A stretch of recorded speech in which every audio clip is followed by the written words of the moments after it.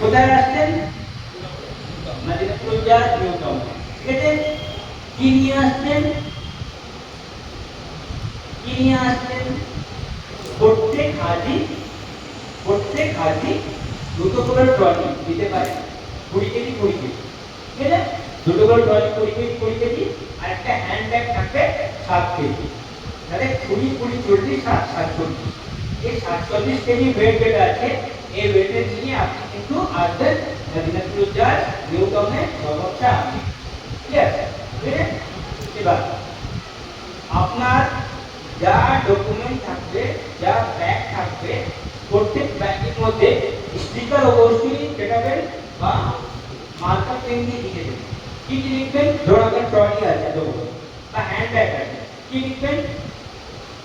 প্রথমে কি লিখবেন? কভার নাম্বার, আপনার এখানকার file number, email ID, address, passport, Kolkata, India, visa, যা যা ডকুমেন্ট আপনার কাছে আছে আপনি ওখানে লিখে দিন। কিছু যদি না লেখা সম্ভব হয়, জায়গা যদি ছোট থাকে, ধরুন আপনার এই মোবাইল আছে, ধরে রাখুন, মোবাইলে কি লিখবেন? কভার নাম্বার একদম লিখতেই হবে। আপনার ওয়ালেট আছে, ওয়ালেটে লিখবেন, পার্স আছে, প্রত্যেকটা জিনিসে কিছু না হলে কমপক্ষে কভার নাম্বারটা অবশ্যই লিখবেন। ঠিক, আপনারা এবার চলে আসছেন, সবারটা আগে এলেন। আসার পরে আমরা আপনাদের কি করব? আমরা আপনাদের ট্রলি যে দুটো আছে, ওই ট্রলি আমরা নিয়ে নিলাম। ট্রলি নিয়ে কোথায় নিচ্ছি? ট্রলিটা নিউ টাউন মদিনাতুল জারে নিচ্ছি। ট্রলি নেওয়ার পর আপনাকে একটা রসিদ দেবো, ব্যাগেজ আইডেন্টিফিকেশন ট্যাগ। রসিদটা কি করবেন? কি করবেন? ছবি তুলবেন। রসিদ ওই এটিএম তো থাকতো, হারিয়ে যাবে। ঠিক আছে, রসিদ ছবি তুলবেন। ছবি তোলার পর আপনি ওখানে থাকতেন, বসতেন। বসার পরে আমরা আপনাকে গাড়িতে আমরা নিয়ে গেলাম এয়ারপোর্ট। কোথায় নিলাম? এয়ারপোর্ট। এবার এয়ারপোর্টে যখন নিয়ে যাবো আপনাকে, এয়ারপোর্টে নিয়ে যাওয়ার পরে এয়ারপোর্টে আপনার ইমিগ্রেশন হবে। দুটো জায়গায় ইমিগ্রেশন হবে।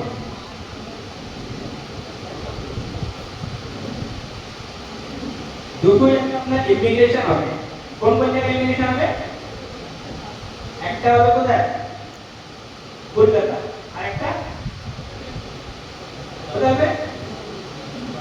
যদি আমরা জেদ্দায় যাই তাহলে, যদি আমরা জেদ্দায় যাই তাহলে জেদ্দাতে হবে মানে আজিজিয়া। যদি আমরা মক্কা শরীফ ডাইরেক্ট যাই তাহলে জেদ্দাতে আমাদের কি হবে? ইমিগ্রেশন হবে। আর যদি আমরা মদিনা শরীফ ডাইরেক্ট যাই তাহলে মদিনা এয়ারপোর্টে, মদিনা শরীফ এয়ারপোর্টে ইমিগ্রেশন। ঠিক আছে, ঠিক আছে। এবার ইমিগ্রেশন যখন হবে, ইমিগ্রেশনের ক্ষেত্রে আপনাদের চারটে ডকুমেন্ট সবসময় রাখতে হবে, এখানে আর ওখানে। বুঝা যাচ্ছে? এই চারটে ডকুমেন্ট ছোট যখন ব্যাগ থাকবে আলাদা করে রাখবে। কি কি রাখবে ইমিগ্রেশনে?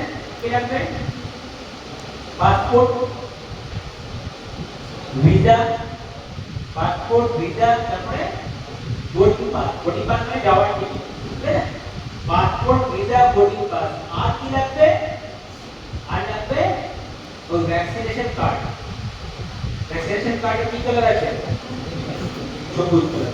তো ওই সবুজ কালার ভ্যাকসিনেশন কার্ড। এই চারটে জিনিসটাকে আপনাকে একসঙ্গে রাখতে হবে। যেখানে রাখবেন, সামনে বা পিছনে যেখানে রাখবেন, ব্যাগে একটা জায়গার মধ্যে রাখবেন। তাহলে এটা আপনারা যেভাবে আপনার ইমিগ্রেশনের প্রক্রিয়া থেকে হয়ে যাবে। ইমিগ্রেশন হওয়ার পরে আমরা কি করব? কলকাতা এয়ারপোর্ট আপনারা আছেন, বদল করে নেবেন, নামাজের টাইমে নামাজ পড়ে নেবেন। আর যদি আপনার মানে প্রস্রাব লাগে বা আপনি যদি রাফা আজাদ থেকে যদি ক্লিয়ার হওয়া থাকে, এই ব্যবস্থা রিলিউ পেশাব পায়খানা যা আছে সব এয়ারপোর্টই করে দেবেন। আর ভাবতেন না যে আমি ফ্লাইটে উঠে ফ্লাইটে করবো, ফ্লাইটে অন্য কোনো এক্সপিরিয়েন্স পাবেন না।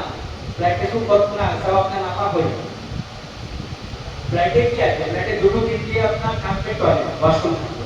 এবার দুটো তিনটে ওয়াশরুম মধ্যে 10 জন যদি যায়, একটা ফ্লাইটের মধ্যে ধরুন 350 লোক বসবে খালি।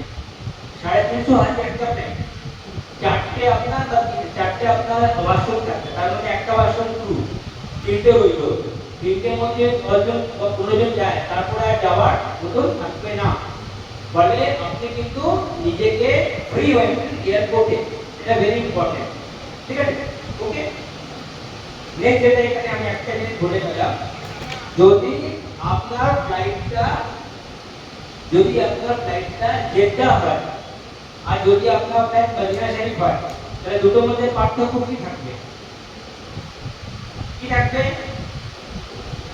জেদ্দা যদি ফ্লাইট হয় তাহলে আমি এরামে থাকবো, আর মদিনা শরীফ যদি ফ্লাইট থাকে তাহলে নরমাল, বুঝা গেল?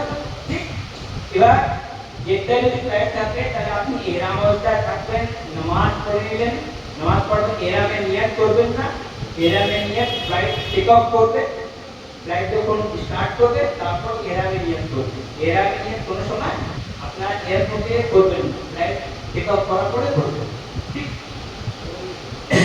এবার আমরা জেদ্দাতে বা মদিনা শরীফে নামলাম, যেখানে নামলাম, নামার পরে কি হবে?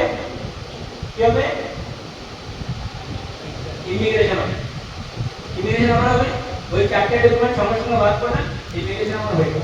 এবার ইমিগ্রেশন হওয়ার পরে মদিনা শরীফ বা আজিজিয়া যদি জেদ্দা থাকে তাহলে ওখান থেকে যারা মলদ্বীপে লোকেরা আছে তারা আজিজিয়া নিয়ে যাবে বা এখানে আপনাকে মদিনা শরীফে হোটেল নিয়ে যাবে, বুঝা যাচ্ছে? ঠিক আছে, এবার আপনি মদিনা শরীফ গেছেন বা আজিজিয়া গেছেন, যদি আপনি জেদ্দা না আসেন তাহলে মক্কা শরীফ যাচ্ছেন, মক্কা শরীফ গিয়ে প্রথম কাজ কি হবে? উমরা করবো, তারপরে ফ্রি হয়ে যাবে, ঠিক আছে? আমার মদিনা শরীফ কি আপনি ফ্রি হয়ে যাবেন, ঠিক আছে? এবার আমাদের পুরো যে জার্নি আছে হজের, পুরো জার্নিটা আপনার মোটামুটি ধরুন 45 দিন মতো আছে, 45 দিনের মধ্যে আপনি 8 থেকে 9 দিন থাকছেন মদিনা শরীফ, বাকি হলো প্রায় 36 দিন, 35 থেকে 36 দিন আমার ছিল কোথায়? আজিজিয়া। বোনেরা ভালো করে বুঝতে পারছেন তো? ঠিক আছে, এবার আজিজিয়া যখন আপনি আছেন, আজিজিয়াতে যেহেতু আমরা 30 থেকে 35 দিন থাকছি, যেহেতু 30 থেকে 35 দিন থাকছি, ওখানে নামার আগে নামার পরে আপনাকে তিনটে কাজ করতে হবে, ভেরি ইম্পর্টেন্ট, তিনটে কাজ করতে হবে। ফার্স্ট হলো আপনি যে বিল্ডিংটা দেখছেন, বিল্ডিং হতে পারে বা হোটেল হতে পারে, যেটা আপনি দেখছেন, দেখে সঙ্গে সঙ্গে ছবি তুলবেন। কি করবেন? ছবি তুলবেন, কেন আপনি বিভিন্ন রাস্তা আছে, আপনি আপনার ভাষাও আলাদা, কিছু বুঝতে পারছেন না, পুলিশের সঙ্গে দেখা হলো, আপনি সাপোজ আমি হারিয়ে বুঝতে পারছি না জায়গা কোথায়, পুলিশের সঙ্গে দেখা হলো, তো আমি তাকে দেখালাম ছবিটা, তো আপনাকে বলবেন, বা আপনি ওই ছবিটা কি করবেন? ছবিটা আমি গুগল আমি ছবি দিলাম, যেই গুগল আমি ম্যাপে ছবি দেবো, গুগল ম্যাপে ছবি দিলে আপনাকে ওটা রাস্তা দেখে দেবে, বুঝা যাচ্ছে? আপনার ছবি তুলে রাখবেন, ছবি তুলে রাখার পরে এবার সেই বিল্ডিং এর নিচে যে ম্যানেজার আছে, সেই ম্যানেজার ওখানে একটা কমপ্লেন বই থাকে, আর ওই বিল্ডিং এর একটা ভিজিটর কার্ড থাকে, ওই ভিজিটিং কার্ডটা নিয়ে নেবেন। একটা কাজ। সেকেন্ড কি করবো? সেকেন্ড যেটা করবো, প্রত্যেক, এটা আমি কোথাকার কথা বলছি, মদিনা শরীফ নয়, মদিনা শরীফ যেহেতু কাছাকাছি থাকবেন, আপনি হেঁটে যাওয়া আসা করবেন, আর যেতে যেহেতু আপনার হারমান শরীফান থেকে প্রায় 7 থেকে 8 কিলো দূরত্ব থাকছে, ফলে এই তিনটে জিনিস আপনাকে জানতে হবে। ওকে, ফার্স্ট যেটা আমি বললাম বিল্ডিং ব্যাপারটা, সেকেন্ড যেটা বললাম আপনার যে বিল্ডিং আছে বা হোটেল আছে সেটা কোনো না কোনো একটা ব্রাঞ্চ অফিসের মধ্যে আছে, কোনো ব্রাঞ্চ অফিসের মধ্যে। সাপোজ আপনার এই এলাকা আছে, তো এটা তো একটা মিউনিসিপ্যালিটির মধ্যে, একটা ওয়ার্ড কাউন্সিল আছে, একটা ওয়ার্ড নাম্বার রয়েছে, ঠিক আছে? আর আপনার যে বিল্ডিং আছে ওই বিল্ডিংটা কোনো একটা ব্রাঞ্চ অফিসের মধ্যে রয়েছে। কত নম্বর ব্রাঞ্চ অফিস সেটা জেনে নেব, হয়তো 4 নম্বর, 5 নম্বর, 8 নম্বর হতে পারে, আমার ব্রাঞ্চ অফিস আছে 5A, তাহলে আমি দেখে নিলাম ব্রাঞ্চ অফিস কত দূর থাকবে। আপনার যে বিল্ডিং আছে, বিল্ডিং থেকে ধরুন 200 থেকে 300 মিটার, বেশি দূর থাকবে না, 200 থেকে 300 মিটারের মধ্যে আপনার ব্রাঞ্চ অফিস, সেই ব্রাঞ্চ অফিসে কি যোগাযোগ করে নেওয়া, ওদের নাম্বারটা শেয়ার করে নেওয়া, ঠিক আছে? এই ব্রাঞ্চ অফিস যেটা আছে 24 ঘন্টা খোলা থাকে। ব্রাঞ্চ অফিসে কারা থাকে? ব্রাঞ্চ অফিসে থাকবেন যারা এখান থেকে যারা অফিসাররা ওখানে গিয়েছেন আপনাদের সেবা করার জন্য, তারা তাদের কেন বলছে ডেপুটি এসপি, ঠিক? তো সেই অফিসাররা থাকবে, তারা 24 ঘন্টা থাকবে, আপনি তাদের কন্ট্যাক্ট নাম্বারটা নিয়ে নেবেন। ব্রাঞ্চ অফিসে দুটো জিনিস থাকে, একটা হলো ব্রাঞ্চ অফিস, একটা হলো ক্লিনিক। ওখানে ডক্টর অ্যান্ড প্যারামেডিক্স তারাও কিন্তু ওখানে বসে 24 ঘন্টা ওকে খোলা থাকে, ঠিক আছে? তাহলে আমি আমার কোনো অসুখ বিসুখ হলে আমি সঙ্গে সঙ্গে ওখানে যেতে পারি। ওকে, তাহলে এই দুটো কাজ আপনারা করছেন।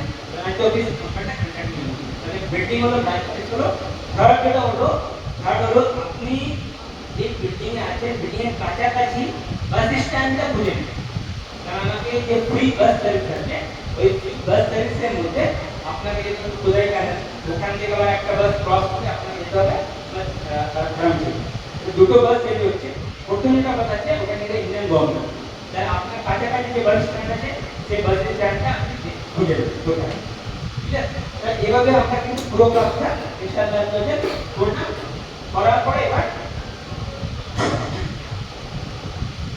তাহলে এইভাবে আপনি পুরো প্রসেসে করে এবার যখন হারাম শরীফে যাবেন, মদিনা শরীফ হোক বা মক্কা শরীফ হোক, এখানেও আপনি যাবেন, একটা জিনিস ভালো করে জেনে রাখুন, আমরা এখানে ট্রেন নিতে এসেছি, টেনশন হচ্ছে যাবো চলে যাবো ফরেন কান্ট্রি, ভিন্ন দেশ, একটু টেনশন হচ্ছে কি? হচ্ছে না? কি বুঝাচ্ছেন হচ্ছে? ওইদিকে দেখুন,